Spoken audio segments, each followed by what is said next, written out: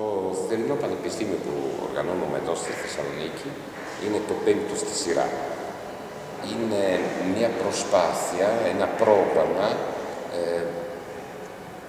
πιστεύω πολύ σημαντικό, που ξεκίνησε με την παρατήρηση ότι η Ευρώπη οθεί στην οργάνωση όσο αφορά την εκπαίδευση την πανεπιστημιακή, οθεί προς την οργάνωση θερινών κύκλων μαθημάτων αφιερωμένων σε μία μόνο επιστήμη. Τώρα είχα παρατηρήσει ότι δεν υπάρχουν στις βυζαντινές σπουδές ολοκληρωμένοι κύκλοι σπουδών, δηλαδή έχουμε ναι μεν σεμινάρια ας πούμε, που αφορούν την ελληνική, τη βυζαντινή γλώσσα ή τη βυζαντινή παλαιογραφία παραδείγματος χάρη, αλλά ολοκληρωμένα δεν υπάρχουν. Μαζί με το Πανεπιστήμιο Θεσσαλονίκης, το Αριστοτέλειο Πανεπιστήμιο Θεσσαλονίκης και το Κέντρο Βυζαντινών Ερευνών, ήταν τότε καθηγητής, διευθυντής του κέντρου, ο Βασίλης ο Κατσαρός, οργανώσαμε το πρώτο κύκλο μαθημάτων στην Δράμα, χάρη την βοήθεια της Νομαρχίας Δράμας, και το θέμα που αναλύσαμε ήταν το Βυζαντινό τεκμήριο. Θέλησή μας ήταν να έχουμε όλα τα μαθήματα μαζί, δηλαδή όχι μόνο ιστορία, ας πούμε, ή φιλολογία, ή παλαιογραφία, ή κωδικολογία, αλλά όλα, μέχρι και το δίκαιο, νομισματική, οποιαδήποτε αρχαιολογία, ιστορία της τέχνης, ούτως ώστε τα παιδιά να βρίσκουν μια ειλικρινή μόρφωση σε όλα αυτά τα μαθήματα.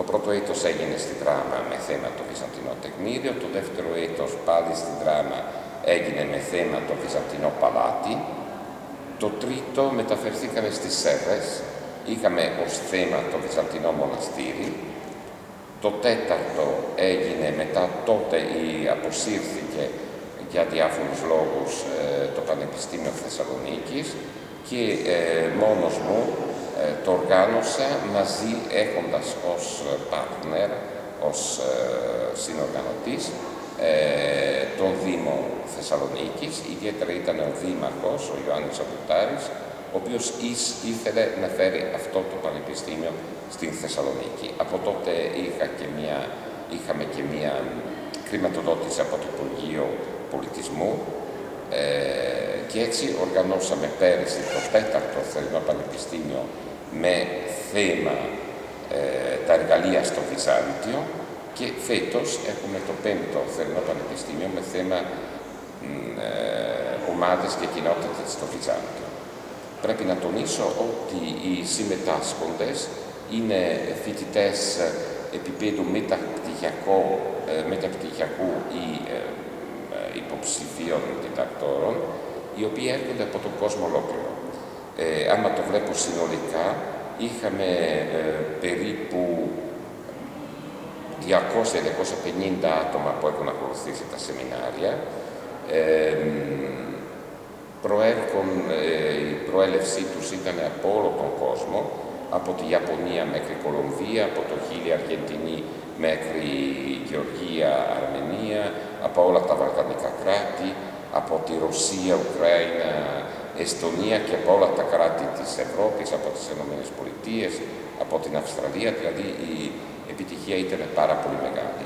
Όσο αφορά τους διδάσκοντες, είναι καθηγητές, πασίγνωστοι καθηγητές, οι καλύτεροι στο κλάδο τους, που έρχονται πάλι από όλα τα πανεπιστήμια του κόσμου, από το Χάρβαρντ, από το Σαντ Άντρους, από τη Βιέννη, από το Παρίσι, από τη Ρώμη, από Βερολίνο, από οπουδήποτε. Η Θεσσαλονίκη είναι σίγουρα, από όσο βλέπω, η μεγαλύτερη σήμερα, η μεγαλύτερη σε εισαγωγικά βυζαντινή πόλη του κόσμου. Γιατί οι άλλοι είναι η πρωτεύουσα. Η Θεσσαλονίκη είναι η πρωτεύουσα, δηλαδή η Κωνσταντινούπολη. Αλλά η Κωνσταντινούπολη κάπως έχει αλλάξει χαρακτήρα πάρα πολύ, γιατί υπάρχει όλη η Οθωμανική τρανή παράδοση και δυστυχώς τα βυζαντινά έχουν πάρα πολύ παραμεληθεί. Η Θεσσαλονίκη έχει ένα έντονο χαρακτήρα βυζαντινό, που το βλέπουμε ακόμη στους δρόμους, στις εκκλησίες. Ξέρετε, είναι η αρχιτεκτονική που κάνει τον άνθρωπο. Και όταν ανεβαίνουμε στην Ανοπόλη και βλέπουμε τις γειτονιές αυτές, καταλαβαίνουμε ποια είναι πώς εντάσσεται ο σημερινός ο άνθρωπος μέσα σε μια κοινωνία πιο γενική. Αλλά ακόμη βλέποντας το παρελθόν, άμα περπατάτε στην Εγνατία, παραδείγματος χάρη, βλέπετε αυτή την οδό με τα μαγαζιά από δεξιά και αριστερά, και τώρα που γίνονται για ένας καφές λόγω του μετρό, κατεβαίνετε κάτω, κάνετε με μία σκάλα μόνο, φτάνετε στη Βυζαντινή Εγνατία με τα μαγαζιά δεξιά και αριστερά ακριβώς ίδια. Αυτή την εικόνα είναι πάρα πολύ σημαντική. Νομίζω ότι αυτό αποδεικνύει. Βέβαια, μετά εξαρτάται ο καθένας ψάχνει στο Βυζάντιο. Αυτό που θέλουμε, το Θερινό Πανεπιστήμιο που έχει εδώ έδρα τώρα, νομίζω ότι θέλει επίσης να προωθήσει τη Θεσσαλονίκη ως βυζαντινό κέντρο ή μάλλον κέντρο βυζαντινού πολιτισμού, και μπορώ ακόμη και να σας πω ότι του χρόνου το Πανεπιστήμιο θα έχει ως θέμα η αγιοσύνη, δηλαδή οι Άγιοι και οι αμαρτωλοί στο Βυζάντιο.